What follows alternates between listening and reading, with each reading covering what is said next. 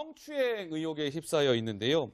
정봉주 전 의원으로부터 성추행을 당했다라고 주장하고 있는 여성, 지금 현직 기자로 알려져 있는데요. 오늘 기자회견을 열었습니까, 강 기자? 예, 가명을 써서 이제 기자들 앞에 모습을 공개를 했는데 본인에 대한 그 사진과 영상 촬영을 금지를 했습니다. 그리고 이제 언론사당 한 명씩만 참석토록 했는데 가명도 지금 보시는 것처럼 안젤라라는 가명을 써서 본인의 얼굴을 드러냈는데 사실 미투가요, 언론에 혹은 사람들에게 자신의 얼굴을 공개해야만 미투는 아닌 겁니다. 그런데 정봉주 전 의원 쪽에서 자신의 폭로에 대해서 자꾸 거짓이라고 얘기를 하니까 본인은 제 미투가 가짜가 아니라는 것을 인정받고 싶어서 일부러 기자들 앞에서 이 자신의 얼굴을 드러내게 됐다 이렇게 밝히기도 했습니다. 전 작가님, 저는 굉장히 이례적인 기자회견이잖아요. 전 작가님께서도 기자 생활 해보셨지만 저렇게 뭔가 이야기하는 자리에 기자들 한 개사이 한 명으로 딱 제한하고 카메라, 사진 이런 거 못 찍게 하고요.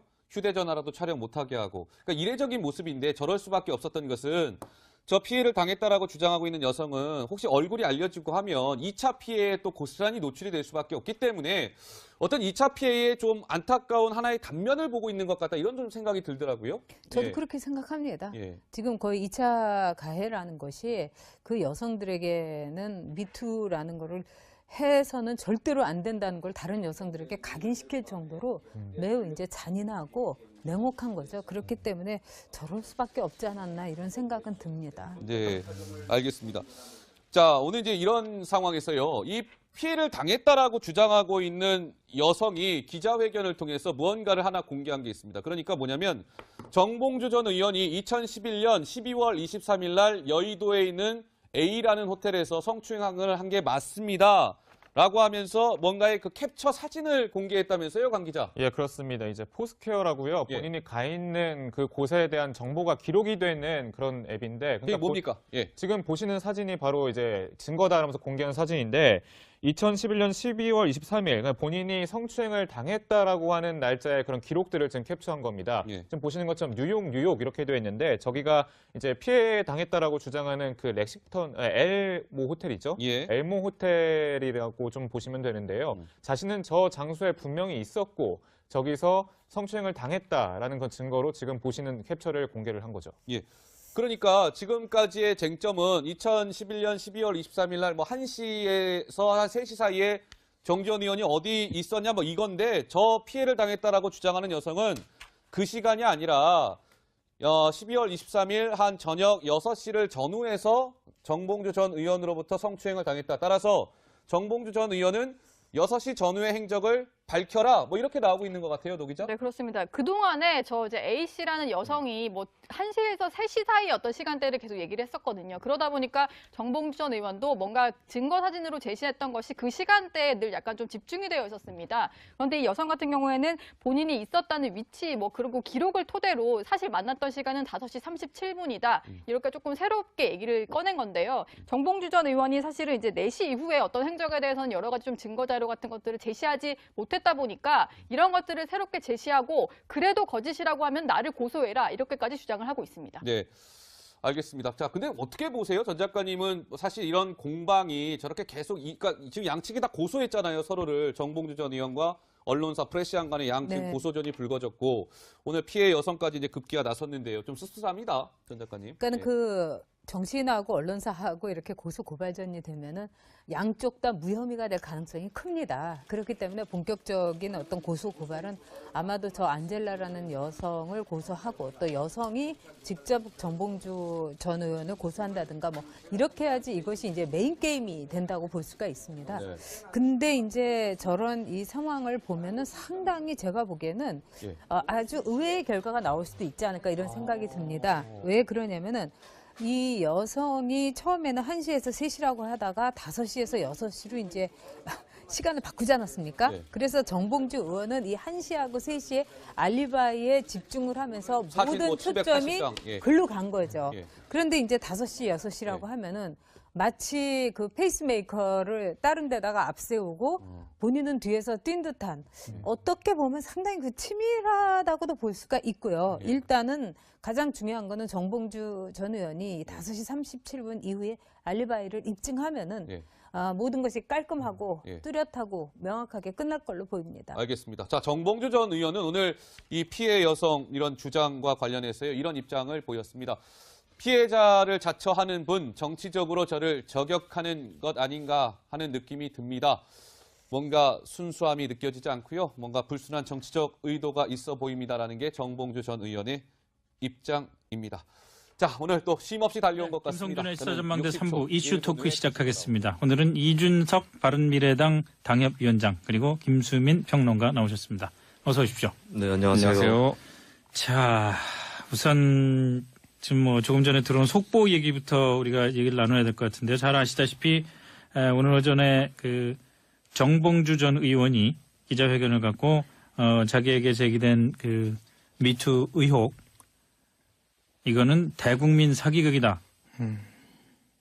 이런 그 전면 부인하는 그런 기자회견을 했던 것 잘 아실 겁니다. 오늘 하루 종일 프레시안과 서어리 기자 이런 이름이 실검에 계속 올라 있는 상황이고, 오늘 내내 사실은 어떤 면에서는 프레시안과 이 문제를 처음 보도했던 프레시안과 서어리 기자가 좀 일종의 코너에 몰리는 이런 분위기였습니다만은 조금 전에 프레시안이 다시 단독 보도를 하나 내보냈네요.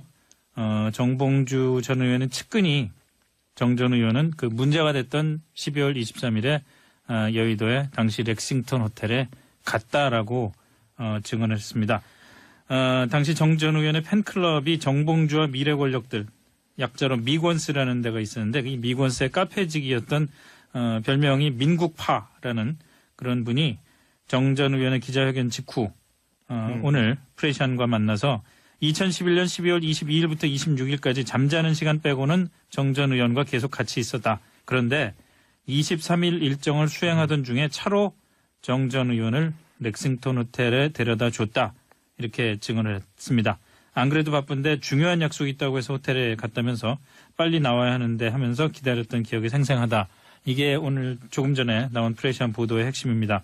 정 전 의원이 렉싱턴 호텔에 들어가서 뭘 했는지에 대해서는 이분도 전혀 알지 못하는 상황인데, 다만 렉싱턴 호텔에 갔다는 사실은, 당일에 갔다는 사실은 정 전 의원의 기자회견을 또 정면으로 반박하는 일종의 주장이 되기 때문에 논란은 점점 더 커질 것 같다는 생각이 듭니다.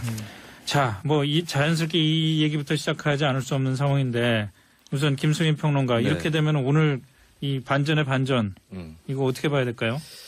계속해서 지켜봐야 될 것 같아요. 그러니까 한쪽에서 얘기하는 거에 대해서 상대방이 반론을 하고 또 재반론하는 이런 형태로 예. 계속하고 있는데, 저는 이 사건을 대하는 태도에 대해서 좀 많은 분들한테 주문하고 싶은 것은 성급하고 신속한 가치 판단을 내리지 말았으면 좋겠다. 그건 절대 안 되죠. 예, 계속해서 지켜봐야 되는 것이고, 지금 인터넷 공간에서만 봐도 바로 이제 피해 호소인에게 무슨 공작이나 음모가 있다라고 공격하는 세태도 있고, 또 댓글들 오늘 네. 안 좋았어요. 가해 지목인에 대해서도 곧바로 가해자로 낙인 찍는 이 두 가지 태도들이 있는데, 제가 이 양비론을 하자는 게 아니라 이 두 가지 태도 모두가 무죄 추정주의라는 원칙을 거스르고 있거든요. 네. 그래서 이런 경우에 특히 진위 여부 공방이 일어나는 가운데서 저는 이제 조만간은 결판을 볼 것이라고 봅니다. 왜냐하면은 정 전 의원이 전면적으로 팩트 자체가 거짓이다라고 부인을 했고, 또 그런데 렉싱턴 호텔에 같이 갔었다라는 사람이 또 나타났기 때문에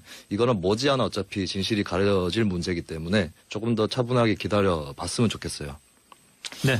저는 사실 이게 인터넷상에서 보면요. 예. 이 여의도 정치의 세계라는 것은, 물론 이건 정치 영역에서 일어나는 일이 아니지만은 일반 이제 청취자분들이 모르는 영역에서 있는 일도 있습니다. 가장 대표적인 게 그렇겠죠. 처음에 이 이야기, 정 전 의원의 이야기가 나온 뒤에 이제 이런 얘기도 한 인터넷에 돌았었어요. 렉싱턴 호텔이라는 곳에는 룸으로 된 커피를 마시는 공간이 아니라 카페 같은 곳이 없다라고 이야기했는데, 그런 적이 있었죠. 근데 사실 저도 이제 기억나는 게 이 렉싱턴 호텔이라는 공간을 가는 이유가 뭐냐면 룸이 있는 카페가 있어서 가는 거거든요. 네. 그러니까 이게 원래 식당으로 활용되는 공간들인데 예를 들어 낮에는 이게 카페로 쓸 수 있게 한다든지 이런 것들 때문에 정치인이 가는 거지, 절대 국회 앞에 커피숍이 없어서 가는 게 아닙니다. 근데 그런 상황 속에서 이런 이제 좀 아무래도 일반인들이 잘 모르는 정보들을 섞어가지고 이제 얘기하면서 피해자의 진술 자체에 이제 좀 신빙성 자체를 좀 열화시키려고 하다 보니까 예. 이 상황 속에서 제가 봤을 땐 지금 뭐 처음에 언론사가 뭐 날짜가 바뀌고 장소가 바뀌었다라는 주장도 뭐 언뜻 보기엔 맞는 주장이지만은 반대로 그걸 반박하기 위해서 들고 나온 주장들에도 보면은 허위가 많이 섞여 있거든요. 예. 그러니까 우리 청취자분들도 그렇고 또 인터넷에서 보시는 분들도 그렇고 조심스럽게 판단하셔야 된다. 왜냐하면 이 사실관계라는 거는 뭐 이게 7년 된 일입니다. 그러다 보면 기억하는 게 부정확할 수도 있는 거고 하다 보니까 그렇다고 해가지고 거짓말하고 있거나 공작을 하는 건 아니거든요. 그렇기 때문에 참 조심스럽게 접근해야 되는데 오늘 어제 하루 이틀 동안은 진짜 이게 확인되지 않은 정보의 범람을 인해 가지고 또 2차 피해라는 말을 쓰게 되지만은 또 2차 피해가 우려되는 그런 상황이 왔게 됐습니다. 자, 그러면은 정 전 의원 이 상황이 그냥 오늘도 급박하게 바뀌기 때문에 우리가 좀 지켜봐야 될 것 같은 생각이 좀 들고요. 이렇게 되면은 오전에 정 전 의원이 그 주장했던 사실들, 그다음에 서울시장 출마 뜻을 유지하겠다는 그런 그 입장, 이것도 좀 더 내일로 넘어가면서 상황이 좀 바뀔 수도 있겠다라는 이런 생각이 좀 드네요. 정 전 의원이 어쨌든 해명해야 될 일이 하나 더 생겼으니까.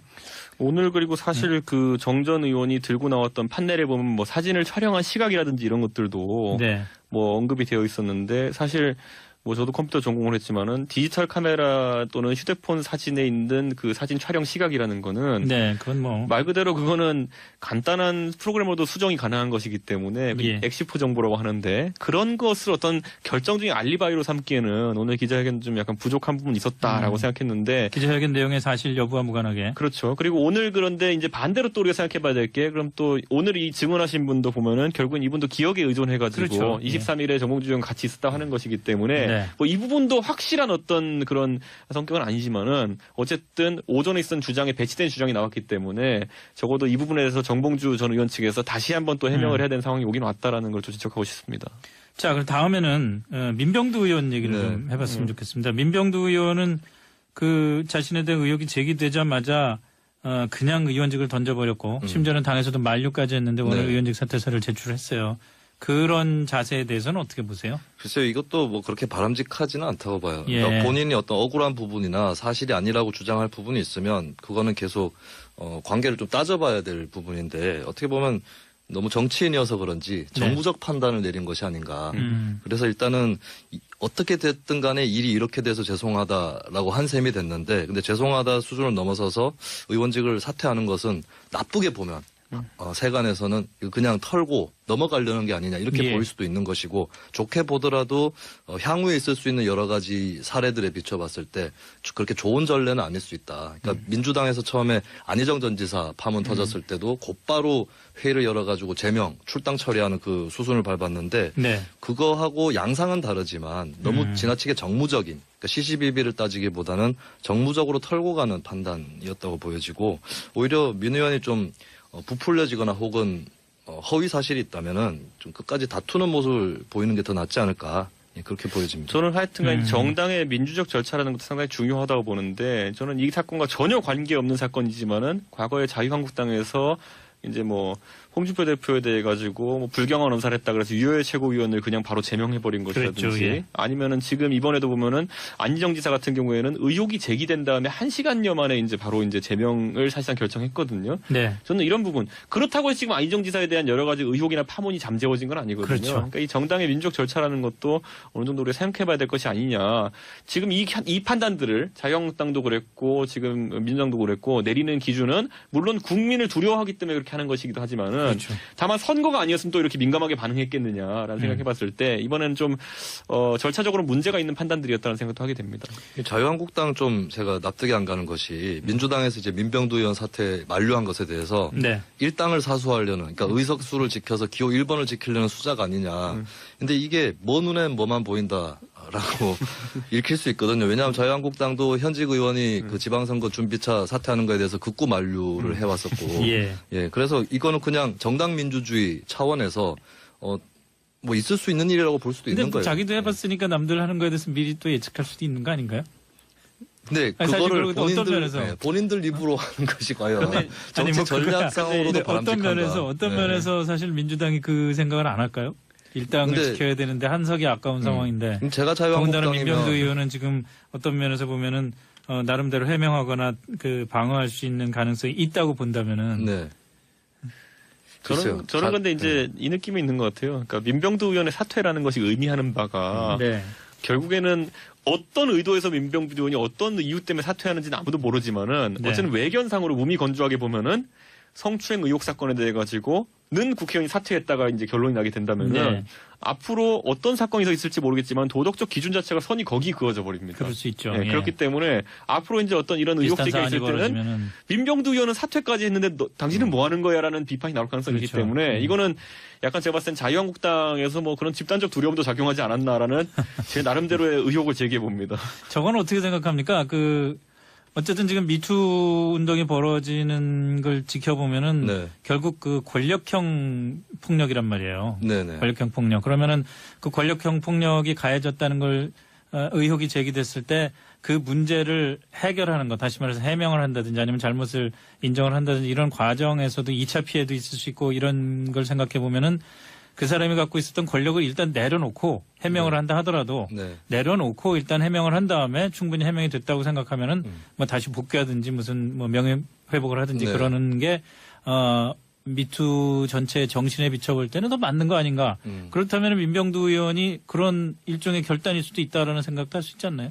근데 뭐 민병두 의원이 이거를 의원직을 내려놓고 만약에 결백을 입증해가지고 재선거로 돌아오겠다 이런 건 아니니까요. 그러니까 내려놓는 권력이라도 당직이라던가 네. 이런 거라면 내려놨다가 뭐 다시 주워갈 수도 있겠지만은 의원직 자체는 이제 재선거로 다시 들어오지 않는 이상은 한 2년 기다렸다가 네. 다시 총선에 나오는 본인이 사퇴한 지역구에는 재선거 출마하지 못하는 게 이제 법으로 규정돼 그건 재선거고 있거든요. 재선거고 예, 예. 제 얘기는 이제 총선. 그러니까 이제 어떻게 보면은 본인의 결백을 입증하기 위해서 자리를 내놓는 경우도 있는데 이렇게까지 상황이 흘러가는 것 자체가 일단 사회 구조적인 문제가 있다는 것이죠. 그러니까 아무리 권력을 쥐고 있더라도 그것을 해결할 때 오히려 그 대중이라든가 언론이라든가 또 그 집단에서 자정작용이 있고 그리고 피해 호소인과 잘 연대할 수 있다면 굳이 권력을 갖고 있는 사람이 내려놓을 필요도 없었을 거예요.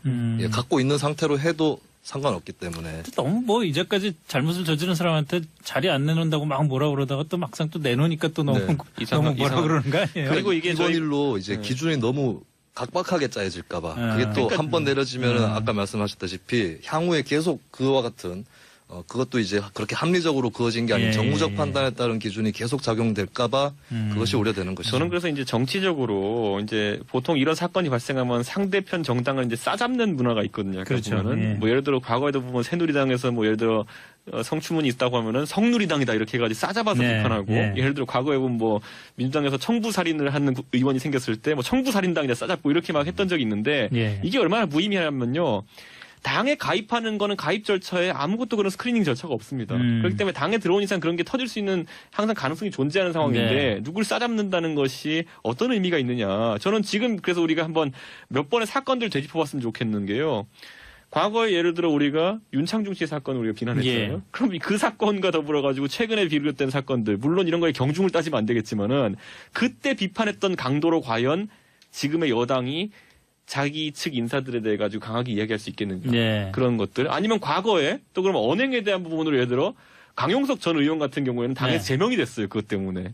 그런데 그러면 지금 그때는 언사였잖아요. 예, 예. 부적절한 언사였는데 지금 부적절한 행동도 나오잖아요. 네. 그러면은 당에서 이런 문제가 되는 사람들 적극적으로 다 제명할 것이냐. 네. 이게 항상 이중잣대 문제 생기는 것인데 저는 그러니까 너무 이 도덕성의 문제를 각 당에서 무기화 삼는 순간부터 수많은 이제 무논리의 상황에 빠지게 됩니다. 미투의 정신 자체를 또 훼손하는 행위가 될 수도 있는 거고요. 그렇죠. 이게 과거에 이제 성누리당 뭐 사례도 얘기가 나왔는데 중요한 거는 그 집단에 속해 있는 구성원 몇 명이 한 잘못을 가지고 이제 그 집단 자체를 공격하고 싸잡기보다는 이제 그 사건이 발생했을 때 그 당에서 그 집단에서 어떻게 대응했느냐 이걸 갖고 판단을 하는 게 네. 맞을 것 같고요. 근데 이제 그 결론적으로는 말 한마디에 국회의원 제명시킨 게 그 당시에 새누리당이 되어버린 거죠. 한나라당이. 네, 그러니까 그렇죠. 이게 네. 그 기준 잣대가 지금 보면은 과연 여당에서 지금 그걸 그대로 적용할 수 있겠느냐 이런 생각하는 거죠. 자, 그럼 저건 또 어떻습니까? 그 박수현 전 청와대 대변인의 충남지사 선거에 걸림돌로 이제 작용하기 시작한 이 뭐 불륜설, 내연녀 공천설 이 문제는 당이 그 민주당이 접근하는 그 방향이 민병두 의원 의원직 사퇴하고는 좀 다른 것 같아요. 어쨌든 그 당 차원에서는 출마를 좀 하지 않는 쪽으로 네. 정리를 하는 것 같은데 이건 뭐가 다른 거죠?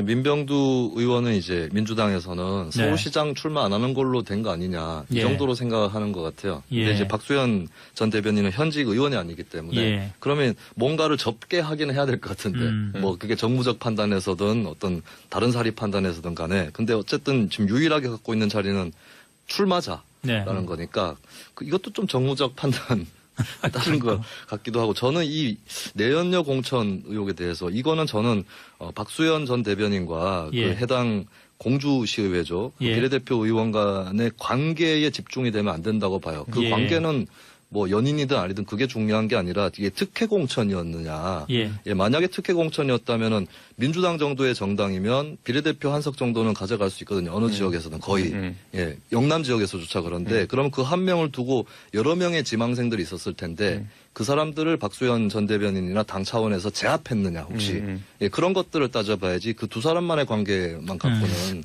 저는 따질 수 그리고 있는 부분이 별로 이 없다고 봐요. 부분은 상당히 의문인 게 뭐냐면요. 아무리 그 당시에 박수현 의원이 이제 그 지역의 위원장으로서 공천권을 사실상 행사할 수 있는 위치에 있다 하더라도 네. 만약에 당원들이 봤을 때 이런 어떤 내연 관계에 의한 공천이라고 생각되면요. 당장 공천 경쟁자 투서를 합니다. 어떤 식으로든지 간에. 그렇죠. 그렇기 때문에 그 당시에 일이 좀 불거졌어야 되는데 지금 제가 그 당시 지역 언론 이런 거 아무리 찾아봐도 그런 거에 이의 제기한 기록이 없거든요. 예. 그렇기 때문에 이거는 아직 이 부분에 대해 가지고 저는 아직 박수현 의원에게 내연녀 공천이다라고까지 딱지를 붙일 상황은 아니다. 저는 이렇게 보고 있는 게 저도 지역구 관리를 하지만은 지역의 당협위원장이나 지역의 지역위원장이라는 사람들은 당원들과 같이 이제 당을 키우는 입장인데 그러다 보면 굉장히 열성적인 당원이 있게 마련이고요. 그런 당원들을 우대해 줄 수밖에 없는 그 당원들은 것이고. 솔직히 말하면 가족보다도 좀 많이 봅니다. 제가 예, 생각하면. 예. 근데 그 안에서 예를 들어 그분이 공천받았는데 나중에 공천받은 뒤에 어떤 이런 오늘 이제 박수현 의원이 연애하겠습니다 뭐 이런 표현했는데 그 연애한다는 감정이 생겼는지는 그건 아무도 모르는 겁니다. 그렇기 때문에 저는 이 부분에서 섣불리 이제 청취자분들이 이제 판단 내리시기보다는 지켜봐야 될 것이고요. 다만 이제 선거 아까 정무적 판단이라 말했는데 선거 측면에 봤을 때 박수현 후보의 대처라는 것이 지금 매끄럽지 못했다라는 지적은 할 수 있을 것 같아가지고 예를 들어 오늘 예를 들어 기자회견하면서 거기서 뭐 연애하는 도지사 멋지지 않습니까? 뭐 이런 발언 같은 거 물론 기자의 질문이 뭐 약간 그런 걸 유도하는 측면도 있었겠지만은 이런 것들이 희화화될 가능성이 있기 때문에 아마 예. 민주당에서는 그런 좀 정치적인 선택을 정무적인 판단을 내려가지고 좀 그래도 연착륙할 수 있게 자진 사퇴를 권고하는 것이 아니냐 이런 생각하게 됩니다. 네. 그런데다가 박수현 전 대변인은 그 음모론까지 제기를 했어요. 청와대 대변인으로 있을 때 전처와 다른 사람이 그 부당한 청탁을 한 거를 단호하게 거절을 했는데 그거에 대한 보복이다. 이렇게까지 얘기를 하는데 당에서 출마를 자꾸 만류하는 거는 당 내부에 좀 이번 지방선거 전반과 관련한 좀 고민이 좀 반영된 것 같다는 생각이 들어요. 그렇죠. 논란이 될 만한 소지를 잘라내겠다라고 예. 하는 것이겠고 글쎄 아까도 계속 말씀드렸지만 계속 그런 식으로 판단하는 게 이 미투 운동 앞으로도 계속 벌어질 수 있는데 좋은 선례를 남기기는 어렵겠다 예. 판단이 되죠. 저는 그러니까 당이라는 거는 항상 이제 윤리위원회라는 조직, 아니면 윤리심판원이라는 조직을 두고 이런 일에 대처할 수 있는 여러 가지 명문화된 규정들이 있거든요. 네. 그런데 선거가 앞에 있다 보니까 눈에 그게 안 보이는 겁니다. 이제 그러니까. 보면 결국에는 그러니까. 표만 보이는 것이고 네. 원리 원칙 어떤 정당의 어떤 법치라고 할 만한 부분들이 훼손되고 있는 건데 저는 이게 빈대잡으려다 초가삼간 태우진 않았으면 좋겠는 게 이게 오히려 그렇게 정당이 혼비백산해가지고 자신들의 룰을 이제 지키지 않는 순간부터 네. 혹시라도 이제 말하면 이제 선거를 앞두고 이제 더 의혹이 나올 부분이 있다면은 더 이제 그것이 본질과 왜곡된 방향으로 흘러갈 수 있는 가능성이 있거든요. 저는 이거는 정당이 엄중하게 대처하되 중심을 잡고 이제 모든 일들에 대처했으면 좋겠다 이런 생각을 좀 하게 됩니다. 서울시장 선거로 좀 폭을 좁혀서 얘기를 하자면은 지금 뭐 민주당 서울시장 경선은 완전히 좀 웃기게 돼버린 셈이에요. 사실 우선 박영선 의원이 뭐 이건 큰 타격이 아니라고는 합니다만 어쨌든 평창 동계올림픽 때 스켈레톤 금메달 그 획득하는 그 순간에 텔레비전에 얼굴이 비쳤다가 상처를 입었고 지금 정봉주 전 의원은 아직 입당은 안 했습니다만 어쨌든 민주당 경선에 참여할 의사를 밝혔던 거고 자 이렇게 뭐 민병두 의원 또 이렇게 됐고 그렇게 되면 결국은 박원순, 박영선, 우상호 뭐 3파전 이렇게 될 것 같은데 이 3파전 내에서 경선이 어떻게 되고 이 문제를 떠나서 전체적인 여론이 본선에 미칠 영향에 대한 이제 걱정까지 해야 될 상황일 것 같단 말이죠. 지금 일단 여론조사 지표를 보면 네. 민주당 지지율이 뭐 크게 하락했거나 또 네. 거기에 연동돼서 문재인 대통령 지지율이 대폭 깎였거나 이런 건 아닙니다. 그래서 네. 국민들도 알만한 것이 이런 말도 있어요. 미투가 나오지 않는 곳일수록 썩어 있을 가능성이 높다. 그러니까 성폭력이라는 게 워낙에 여러 진영과 여러 분야에서 만연해 있기 때문에 네. 예, 미투가 안 나오는 게 더 수상하다라고 생각을 하고 있고, 그리고 미투가 나오느냐 안 나오느냐보다는 그게 나왔을 때 어떻게 그 집단이 대처하느냐를 지켜볼 만큼의 대중의 의식은 그 정도로는 성숙했다고 보거든요. 그리고 자유한국당이 마치 이 사태를 즐기는 것처럼 하는 그런 태도를 취했음에도 불구하고 자유한국당 지지율은 전혀 오르고 있지가 않습니다.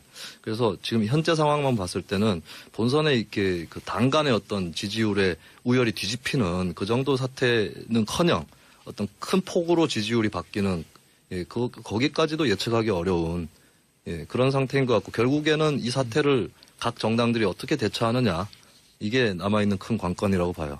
저는 근데 이제 결국에는 지난번에 이제 김용민 씨 사건 때문에 결국 이 19대 총선에서 뭐 호사가들이 하는 말로는 의석이 20개가 바뀌었다. 그리고 그 당시 새누리당이 과반을 했다. 이렇게 지적하는 사람도 있는 것처럼. 영향이 꽤 있었죠, 사실. 그런 것처럼 이게 변수가 이제 지속되는 것에 대해 가지고는 상당히 두려워하고 있을 겁니다. 왜냐하면 이 부동층이라고 하는 층, 지금 어차피 아까 김수민 의원 말한 것처럼 이미 여론조사에 응답할 정도의 층들은 정치적인 신념과 어쨌든 지향점이 좀 있는 분들이 많이 그렇게 나오는 거거든요. 예. 근데 부동층이라는 분들은 그 당시 선거 치르는 날과 그 전날, 그 전전날 정도의 이슈를 가지고 막판에 판단하시는 분들도 있거든요. 네. 그렇기 때문에 이것이 어떻게 지속되느냐에 따라 가지고는 우리나라에서 1당이 민주당이고 뭐 2당이 뭐 자유한국당 아닙니다. 제가 봤을 땐 1당이 부동층입니다. 그렇기 때문에 그 1당의 움직임 자체가 영향을 미칠 수 있기 때문에 그 민주당 입장에서는 과거의 트라우마 때문이라도 굉장히 적극적으로 선제적 대응에 나설 것인데, 지금 우리가 봤을 때는 안희정 지사 때 선제적 대응을 해가지고 김수민 의원 말한 것처럼 적극적인 대처를 한다라고 많은 사람들이 봐주길 기대했지만 반대로 또 이제 여러 가지 일들이 터지면서 그게 약간 희석된 그런 상황이거든요. 그래서 저는 지켜봐야 될 것 같습니다.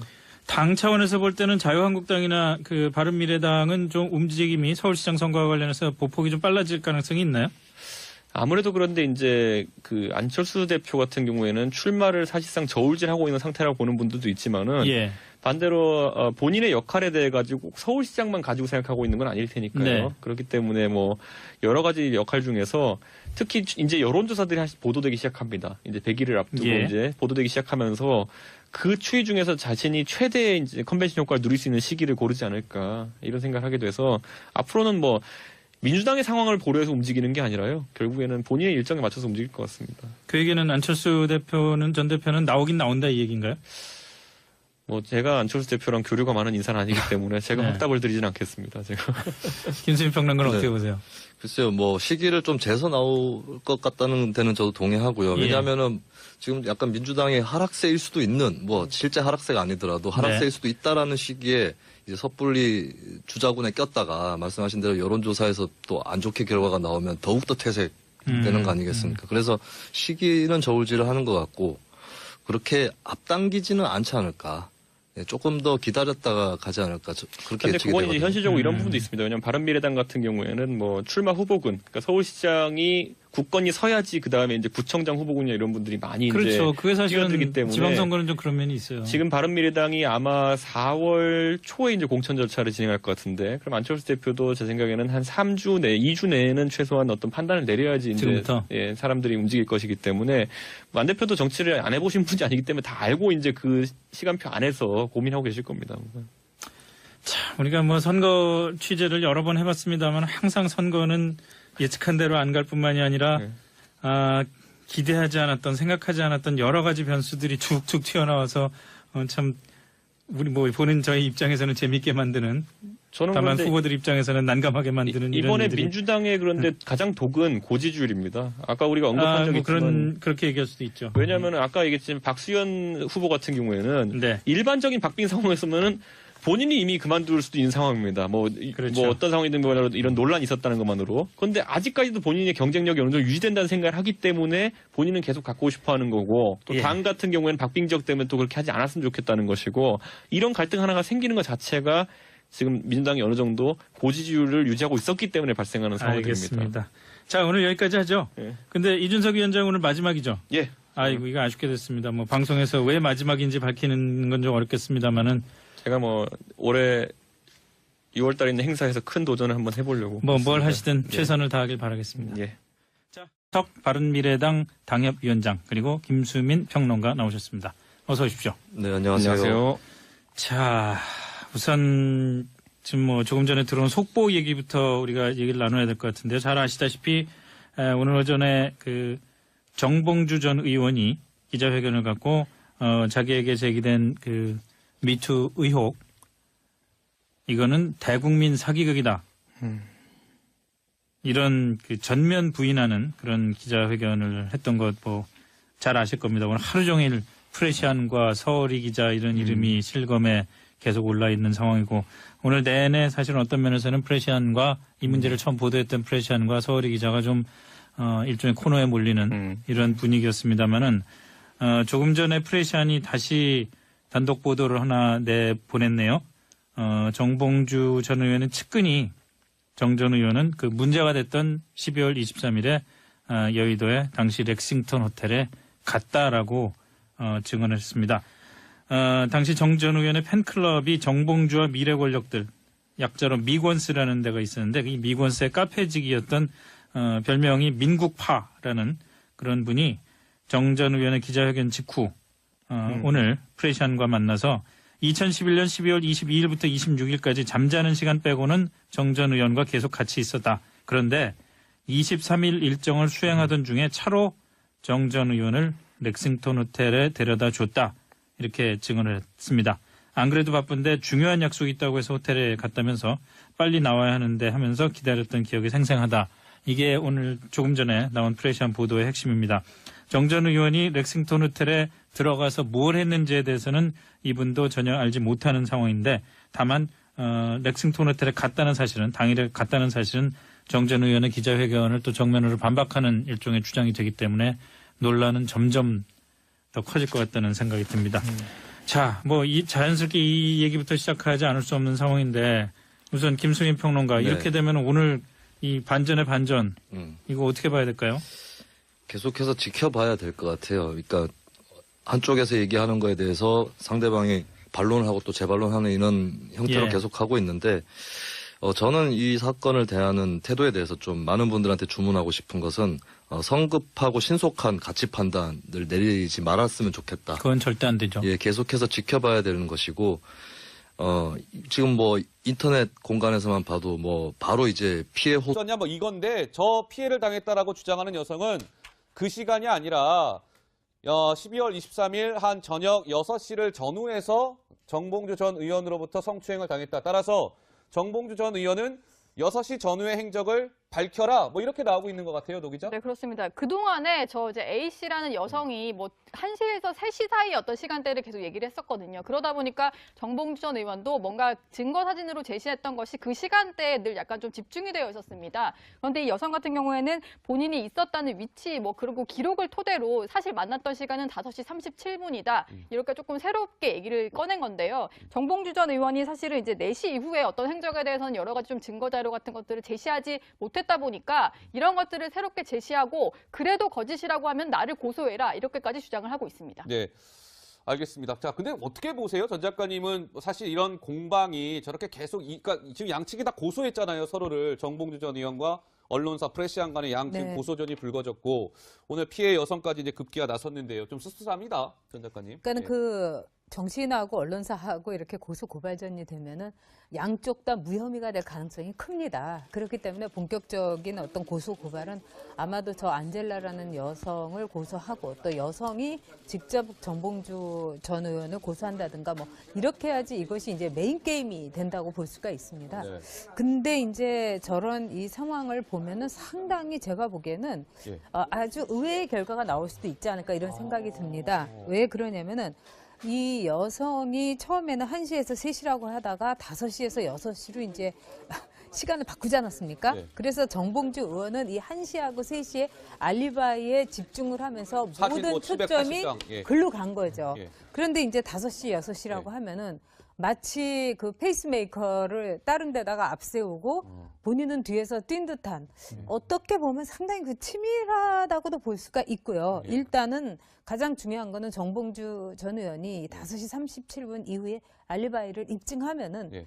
모든 것이 깔끔하고 예. 뚜렷하고 명확하게 끝날 걸로 보입니다. 알겠습니다. 자, 정봉주 전 의원은 오늘 이 피해 여성 이런 주장과 관련해서요, 이런 입장을 보였습니다. 피해자를 자처하는 분, 정치적으로 저를 저격하는 것 아닌가 하는 느낌이 듭니다. 뭔가 순수함이 느껴지지 않고요. 뭔가 불순한 정치적 의도가 있어 보입니다라는 게 정봉주 전 의원의 입장입니다. 자, 오늘 또 쉼없이 달려온 것 같습니다. 김성준의 시사전망대 3부 이슈 예, 토크 예, 시작하겠습니다. 오늘은 이준 소인에게 무슨 공작이나 음모가 있다라고 공격하는 세태도 있고 또 댓글들 오늘 네. 안 좋았어요. 가해 지목인에 대해서도 곧바로 가해자로 낙인 찍는 이 두 가지 태도들이 있는데 제가 이 양비론을 하자는 게 아니라 이 두 가지 태도 모두가 무죄 추정주의라는 원칙을 거스르고 있거든요. 네. 그래서 이런 경우에 특히 진위 여부 공방이 일어나는 가운데서 저는 이제 조만간은 결판을 볼 것이라고 봅니다. 왜냐하면은 정전 의원이 전면적으로 팩트 자체가 거짓이다라고 부인을 했고 또 그런데 렉싱턴 호텔에 같이 갔었다라는 사람이 또 나타났기 때문에 이거는 머지않아 어차피 진실이 가려질 문제이기 때문에 조금 더 차분하게 기다려 봤으면 좋겠어요. 네. 저는 사실 이게 인터넷상에서 보면요. 예. 이 여의도 정치의 세계라는 것은 물론 이건 뭐 정치 영역에서 일어나는 일이 아니지만은 일반 이제 청취자분들이 모르는 영역에서 있는 일도 있습니다. 가장 대표적인 게 그렇겠죠. 처음에 뭐 이 이야기 정 전 의원의 이야기가 나온 뒤에 그 이제 이런 얘기도 한 인터넷에 돌았었어요. 뭐 렉싱턴 호텔이라는 곳에는 룸으로 된 커피를 마시는 공간이 아니라 카페 같은 곳이 없다라고 이야기했는데 그런 적이 있었죠. 근데 사실 저도 이제 기억나는 게 이 렉싱턴 호텔이라는 공간을 가는 이유가 뭐냐면 룸이 있는 카페가 있어서 가는 거거든요. 네. 그러니까 이게 원래 식당으로 활용되는 공간들인데 뭐 예를 들어 낮에는 이게 카페로 쓸 수 있게 한다든지 이런 것들 때문에 정치인이 가는 거지 절대 국회 앞에 뭐 커피숍이 없어서 가는 게 아닙니다. 근데 그런 상황 속에서 이런 이제 좀 아무래도 일반인들이 잘 모르는 정보들을 섞어가지고 이제 얘기하면서 피해자의 진술 자체에 이제 좀 신빙성 자체를 좀 열화시키려고 하다 보니까 예. 이 상황 속에서 제가 봤을 땐 지금 뭐 처음에 언론사가 뭐 날짜가 바뀌고 장소가 바뀌었다라는 주장도 뭐 언뜻 보기엔 맞는 주장이지만은 반대로 그걸 반박하기 위해서 들고 나온 주장들에도 보면은 허위가 많이 섞여 있거든요. 예. 그러니까 우리 청취자분들도 그렇고 또 인터넷에 보시는 분들도 그렇고 조심스럽게 판단하셔야 된다. 왜냐하면 이 사실관계라는 거는 뭐 이게 7년 된 일입니다. 그러다 보면 기억하는 게 부정확할 수도 있는 거고 하다 보니까 그렇다고 해가지고 거짓말하고 있거나 공작을 하는 건 아니거든요. 그렇기 때문에 참 조심스럽게 접근해야 되는데 오늘 어제 하루 이틀 동안은 진짜 이게 확인되지 않은 정보의 범람을 인해 가지고 또 2차 피해라는 말을 쓰게 되지만은 또 2차 피해가 우려되는 그런 상황이 왔게 됐습니다. 자, 그러면은 정 전 의원 이 상황이 그냥 오늘도 급박하게 바뀌기 때문에 우리가 좀 지켜봐야 될 것 같은 생각이 좀 들고요. 이렇게 되면은 오전에 정 전 의원이 그 주장했던 사실들, 그다음에 서울시장 출마 뜻을 유지하겠다는 그런 그 입장, 이것도 좀 더 내일로 넘어가면서 상황이 좀 바뀔 수도 있겠다라는 이런 생각이 좀 드네요. 정 전 의원이 어쨌든 해명해야 될 일이 하나 더 생겼으니까. 오늘 그리고 사실 그 정 전 의원이 들고 나왔던 판넬에 보면 뭐 사진을 촬영한 시각이라든지 이런 것들도 네. 뭐 언급이 되어 있었는데 사실 뭐 저도 컴퓨터 전공을 했지만은 디지털 카메라 또는 휴대폰 사진에 있는 그 사진 촬영 시각이라는 거는 네, 그건 뭐. 말 그대로 그거는 간단한 프로그램으로도 수정이 가능한 것이기 때문에 예. 엑시포 정보라고 하는데 그런 것을 어떤 결정적인 알리바이로 삼기에는 오늘 기자회견 좀 약간 부족한 부분이 있었다라고 생각했는데 기자회견 내용의 사실 여부와 무관하게. 그렇죠. 그리고 오늘 그런데 이제 반대로 또 우리가 생각해 봐야 될 게 그럼 또 오늘 이 증언하신 분도 보면은 결국은 이분도 기억에 의존해가지고 그렇죠. 23일에 정봉주 의원 같이 있었다 하는 것이기 때문에 네. 뭐 이 부분도 확실한 어떤 그런 성격은 아니지만은 어쨌든 오전에 있었던 주장에 배치된 주장이 나왔기 때문에 적어도 이 부분에 대해서 정봉주 전 의원 측에서 다시 한번 또 해명을 해야 되는 상황이 오긴 왔다라는 걸 좀 지적하고 싶습니다. 자, 그럼 다음에는 민병두 의원 얘기를 네. 좀 해봤으면 좋겠습니다. 민병두 의원은 그 자신에 대한 의혹이 제기되자마자 그냥 의원직을 던져버렸고 심지어는 당에서도 만류까지 했는데 오늘 네. 의원직 사퇴서를 제출했어요. 그런 자세에 대해서는 어떻게 보세요? 글쎄요, 이것도 뭐 그렇게 바람직하지는 않다고 봐요. 예. 그러니까 본인이 어떤 억울한 부분이나 사실이 아니라고 주장할 부분이 있으면 그거는 계속 관계를 좀 따져봐야 될 부분인데 어떻게 보면 너무 정치인이어서 그런지 정부적 판단을 내린 것이 아닌가. 그래서 일단은 어떻게 됐든 간에 일이 이렇게 돼서 죄송하다라고 한 셈이 됐는데 근데 죄송하다 수준을 넘어서서 의원직을 사퇴하는 것은 나쁘게 보면 세간에서는 그냥 털고 넘어가려는 게 아니냐 이렇게 예. 보일 수도 있는 것이고 좋게 보더라도 향후에 있을 수 있는 여러 가지 사례들에 비춰봤을 때 그렇게 좋은 전례는 아닐 수 있다. 그러니까 민주당에서 처음에 안희정 전 지사 파문 터졌을 때도 곧바로 회의를 열어가지고 제명, 출당 처리하는 그 수순을 밟았는데 네. 그거하고 양상은 다르지만 너무 지나치게 정무적인 그러니까 시시비비를 따지기보다는 정무적으로 털고 가는 판단이었다고 보여지고 오히려 민 의원이 좀 부풀려지거나 혹은 허위 사실이 있다면은 좀 끝까지 다투는 모습을 보이는 게 더 낫지 않을까 예, 그렇게 보여집니다. 저는 하여튼간 정당의 민주적 절차라는 것도 상당히 중요하다고 보는데 저는 이 사건과 전혀 관계없는 사건이지만은 과거에 자유한국당에서 이제 뭐 홍준표 대표에 대해 가지고 뭐 불경한 언사를 했다 그래서 유효의 최고위원을 그냥 바로 제명해버린 것이라든지 그랬죠, 예. 아니면은 지금 이번에도 보면은 안희정 지사 같은 경우에는 의혹이 제기된 다음에 1시간여 만에 이제 바로 이제 제명을 사실상 결정했거든요. 네. 저는 이런 부분 그렇다고 해서 지금 안희정 지사에 대한 여러 가지 의혹이나 파문이 잠재워진 건 아니거든요. 그렇죠. 그러니까 이 정당의 민주적 절차라는 것도 어느 정도 우리가 생각해봐야 될 것이 아니냐. 지금 이 판단들을 성추행 의혹에 휩싸여 있는데요. 정봉주 전 의원으로부터 성추행을 당했다라고 주장하고 있는 여성, 지금 현직 기자로 알려져 있는데요. 오늘 기자회견을 열었습니까, 강 기자? 예, 가명을 써서 이제 기자들 앞에 모습을 공개를 했는데 본인에 대한 그 사진과 영상 촬영을 금지를 했습니다. 그리고 이제 언론사당 한 명씩만 참석토록 했는데 가명도 지금 보시는 것처럼 안젤라라는 가명을 써서 본인의 얼굴을 드러냈는데 사실 미투가요, 언론에 혹은 사람들에게 자신의 얼굴을 공개해야만 미투는 아닌 겁니다. 그런데 정봉주 전 의원 쪽에서 자신의 폭로에 대해서 자꾸 거짓이라고 얘기를 하니까 본인은 제 미투가 가짜가 아니라는 것을 인정받고 싶어서 일부러 기자들 앞에서 이 자신의 얼굴을 드러내게 됐다 이렇게 밝히기도 했습니다. 전 작가님 저는 네. 굉장히 이례적인 기자회견이잖아요. 뭐 전 네. 작가님께서도 기자 생활 해보셨지만 저렇게 뭔가 이야기하는 자리에 기자들 뭐 한 개 사이 한 명으로 딱 제한하고 카메라, 뭐 사진 이런 거 못 찍게 하고요. 휴대전화라도 촬영 못하게 하고. 그러니까 이례적인 모습인데 저럴 수밖에 없었던 것은 저 피해를 당했다라고 주장하고 있는 여성은 혹시 얼굴이 알려지고 하면 2차 피해에 또 고스란히 노출이 될 수밖에 없기 때문에 어떤 2차 피해의 좀 안타까운 하나의 단면을 보고 있는 것 같다 이런 좀 생각이 들더라고요. 저도 예. 그렇게 생각합니다. 예. 지금 거의 2차 가해라는 것이 그 여성들에게는 미투라는 거를 해서는 절대로 안 된다는 걸 다른 여성들에게 각인시킬 정도로 매우 이제 잔인하고 냉혹한 거죠. 그렇기 때문에 저럴 수밖에 없지 않았나 이런 생각은 듭니다. 네, 알겠습니다.